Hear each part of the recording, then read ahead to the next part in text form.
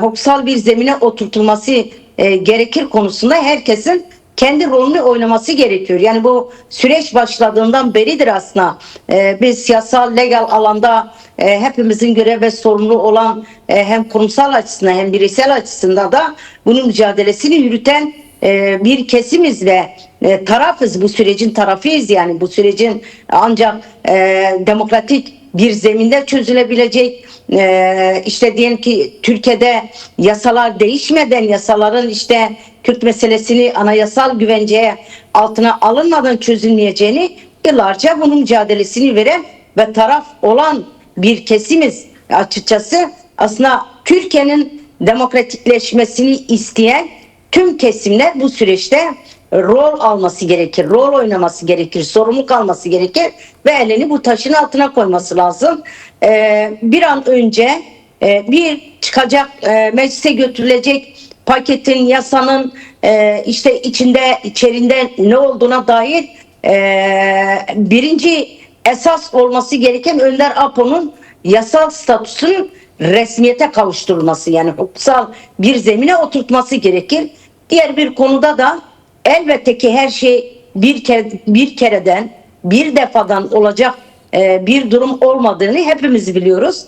Ama bunun zamana yayma, bunu işte yavaş ele alma, süreci bu konuda yavaş ilerletme noktasına, bu da kendisiyle birlikte farklı sıkıntıları da doğurabilecek bir gidişata da izin verilmemesi gerekir. Bu sadece bizim tek sorumuzun olması gerekmemektedir. Önder Apo İmralı Adası'na mücadelesini yürütüyor. Demokratik mücadele zemini oluşturmaya çalışıyor. Hepimizin elini güçlendirmeye çalışıyor. Ama bir taraftan da böyle görüşmelerin böyle görüşmeme tarihlerini, zamanı uzatılırsa da bu konuda bu süreç tehlikeye girer. Yani açık söylemek gerekir yani. Bu süreç Önder Apo'nun baş müzakerecisi, yürütücüsü, dolayısıyla onun koşulların bir an önce düzeltilmesi gerekir. Yani özgür koşullarda özgür bir zeminde çalışabilecek bir koşulun, ama bu koşulun anayasa güvence altına alınması gerekir. Hukuki zeminin olması gerekir. Yani biz bunu 2013'te de yaşadık. Hukuki zeminde oturtulmadığı için o sürecin 10 yıllık en ağır süreç ve en ağır bedeli ödendi. O dönemde önderlik şunu ifade etmişti. Yani bunun yasal güvencesi olmadan yarın öbür gün birileri bu süreci bozabilir konusunda bu önderliğin kendi bizzat ifadesidir. Ama bugünün de Önder Öcalan'ın, Önder Apo'nun yasal düzenlemelerin olacağı bu pakette birinci madde Önder Öcalan'ın statüsünün anayasal güvence altına alınması konusunda da umut ediyoruz ki yarın öbür gün bir dizi görüşmeler yapılıyor siyasi partilerle, iktidarla, diyelim ki MHP'yle bu yasanın içeriği meclise sundukları an itibariyle birinci maddenin Önder Apo'nun statüsünün birinci madde olması talebini ve umut ediyoruz. Olması gereken de budur. Yoksa bu sürecin yarın öbür gün herhangi bir sıkıntı yaşayabilecek noktasına ben kendi düşüncelerimizi, kanatımı da ifade etmek isterim. Açıkçası biz umutluyuz. Bu mücadeleyle, direnişle, toplumsal dinamikleri katmayla hızlanabilecek bir durum olduğunu da biliyoruz. Tek taraflı mücadeleyle sonuç alınmayacağını da biliyoruz. Önder Öcalan, Önder Apo İmralı Adası'na bu süreç için ciddi bir mücadele yürütüyor. Deyim yerindeyse 24 saat, ama bizler de dışarıda tüm siyasi partilerin, tüm sivil toplum örgütlerinin, tüm halkların ve nihayetinde halkların hukukundan bahsediliyor. Yıllardır halkların hukukunu ortak yaşam esas alarak aynı paydada buluşma ve aynı zeminde kardeşlik hukuku üzerinde yaşamı örme ve birlikte yaşama arzusunu daha ileriye götürme konusunda da bu da tüm halklara göre ve sorumluluk düşecek bir süreçten geçiyoruz. Evet. Ne olursa olsun bu süreci güçlendirmek gerekir, sahip çıkmak gerekir. Bu konuda da elbette ki uzun süredir başlatılan işte 24'ten itibaren bir tarafta olumlu şeyler de, olumlu gelişmeler de vardır. Diğer bir taraftan da bütün halk, bütün kesimler aslında artık görev ve sorumluluk meclistedir. Bir an önce bunun meclis tatili bitmeden bu yasanın çıkması gerekir ve onaylanması gerekir diye. Hevaz Bey de aslında önemli konulardan biri de geri dönüşler, biliyorsun. Hem Avrupa'dan hem gerillanın geri dönüşü için yasal çerçeve, çıkacak olan yasalar çok önemli.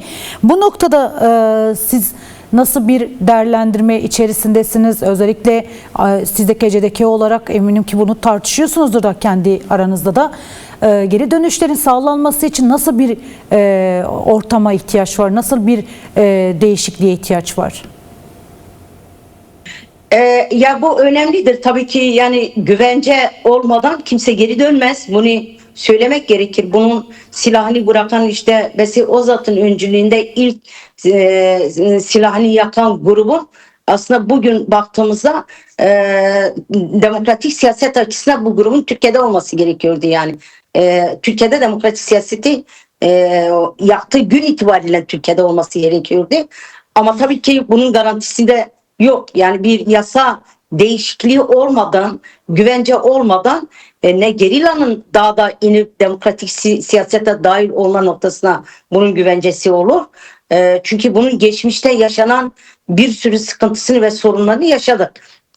İşte kimi süreçlerde gelen grupların kimisi cezaevine atıldı, kimisi yeniden yargılandı ve kimisi de Türkiye'de bir geleceği görmediği için, demokratik siyaset zeminini görmediği için tekrar geldiği yere dönmek zorunda kaldılar. Dolayısıyla bu süreçte de hem Avrupa açısından hem de gerilla, özgürlük gerillası açısından da bu yasalar önemlidir. Sadece evet, Avrupa tek değil, Mahbur'dur, Avrupa'dır. Avrupa'da bir sürü, işte özellikle son 10 yıl içerisinde bir sürü hakkında dava açıldı, dosya açıldı ve demokratik siyaset zemini göremediği için cezaevine girip cezaevlerinden çıkıp da yönünü sürgüne, diasporaya veren bir sürü yüzlerce politik mücadelede yer alan, siyaset yapan siyasetçiler söz konusu, burada evet, seçilmişler var. Bunların hepsi geri dönme konusunda da ancak bir güvence olursa, yasal açısından yasal güvence olursa, bu süreç başlatılırsa da, çağrı olursa da hem Avrupa'da gidişler olur, hem Mahbur'dan gidişler olur. Zaten gerillaya dair bu konuda da önderliğin çağrısı hem diasporaya hem işte hepimize genel itibariyle yapacağı çağrı aslında hepimizin bu konuda gidip yeniden demokratik siyasete, demokratik mücadeleye katkı sunma konusunda da elbette ki bir hazırlığımız olacaktır. Zeminle alakalıyız. Bu zemin oluşturulursa evet, şu anda Türkiye Büyük Millet Meclisi'ne gerçekten demokratik siyasetin önünü yasalarla açılacaksa neden insanlar dönmesin, demokratik siyaseti yürütmesinler? Elbette ki sadece bizim yürüttüğümüz mücadele yasalarla ibaret değildi. Yani Türkiye'de de kendim Türkiye'de siyaset yürütürken, mücadele yürütürken de demokratik siyaset, demokratik anayasadan, demokratik yasalardan bahsedemeyiz. Ona rağmen orada ciddi bir mücadele yürüttük ve direndik. Bu mücadelenin sonucu itibariyle de aslında belki bugün bu mücadelemizin gittikçe de yayıldığına, büyüdüğüne dair de ifade etmek isterim. Evet. Geri dönüşlerle ilgili elbette ki hazırlıklarımız olacak. Olmalıdır da, gidilmelidir de, bu sürece katkı sunma, önderliğin elini güçlendirme ve toplumsal mücadeleyi büyütme konusunda Türkiye cephesi zemini çok önemlidir. Bizim de Bağkur siyaseti aslında Kürt meselesinin çözümü konusunda da rolü önemlidir.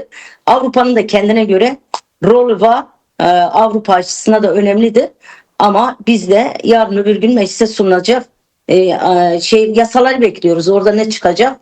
Ona göre biz de bir yol yöntem izleyeceğiz. Evet. Gerekirse, açık söylemek gerekirse, buradan yasalar çıkmadan da bu sürece hizmet edecekse buradan da bir grup gitmelidir, yani yasaları beklemeden. Bunu da benim kendi kişisel düşüncem ve öngörüm, bunu da paylaşmak istedim yani.